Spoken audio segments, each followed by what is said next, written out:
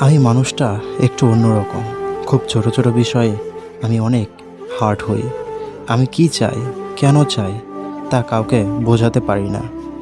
কাছের মানুষদের ওপর অনেক বেশি প্রত্যাশা করে ফেলি। ধরে নেই তারা আমাকে বুঝবে, আমার সকল ইচ্ছের মূল্য দেবে, কিন্তু এসবের কিছুই হয় না। পরবর্তীতে এগুলো ভেবে নিজেই কষ্ট পাই আর আফসোস করে কেন যে এত আপন ভাবতে গেলাম। পর তো ভালোই ছিল। নিজের পুরো জীবনটা আমি নিজের হাতে নষ্ট করে দিচ্ছি। না বাঁচার মতো বেঁচে থাকছি, না মৃত্যুর পর ভালো থাকবো সেই রকম কিছু করছি। শুধুমাত্র দুশ্চিন্তা ভর্তি মাথা নিয়ে কোনো রকম দিনগুলো পাড়ি দিয়ে যাচ্ছি। না ভবিষ্যৎ নিয়ে ভাবছি, না বর্তমান সময়ে ভালো আছি। অতীত নিয়ে তো আলাদাভাবে বলার কোনো অবকাশ নেই আমার কাছে। আমি নিজেই জানি না কী করছি, কী বা করা উচিত।